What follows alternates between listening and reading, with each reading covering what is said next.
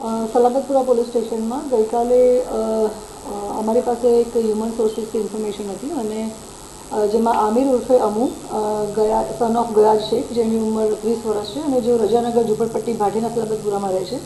મૂળ એ લોકો જલગાંવ, જિલ્લો બુલડાણા અને મહારાષ્ટ્રના છે. એ લોકો પોતે 4 ભાઈઓ છે. એમાં 2 ભાઈઓ જે નાના છે એ આ રીતે એમડી ડ્રગ્સ અને ચરસનું એ પ્રકારે સેવન કરતા હતા. એ પ્રકારની અમારી પાસે બાતમી હકીકત હતી, જેના પર વોચ ગોઠવી અને ગઈકાલે અમને સફળતા મળી અને અમે આશરે 16 ગ્રામ જેટલો એમડી ડ્રગ્સનો મુદ્દામાલ કબજે કર્યો છે અને આરોપી પણ અમે એરેસ્ટ કરેલ છે.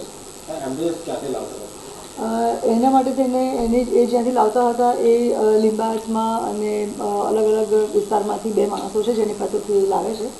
એની પણ તપાસ ચાલુ છે. અત્યારે કાલે જે કેસ થયો એના આધારે આગળના જે માણસોની પાસેથી લાવતો હતો મુદ્દામાલ એ અત્યારે જગ્યા છોડી જતો રહે છે, પણ અમારી એમાં ઇન્વેસ્ટિગેશન ચાલુ છે. અમારી ટીમ પણ કાર્યરત છે અને અમે શોર્ટ ટાઈમમાં એને અટક કરી લઈશું. આશરે 2 લાખનો મુદ્દામાલ જેવો અમે એની પાસેથી કબજે કર્યો છે.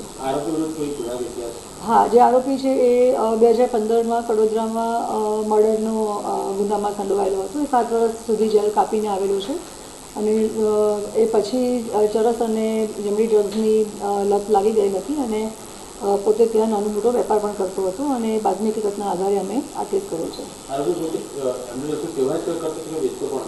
સેવન પણ કરતો હતો અને વેચતો પણ હતો.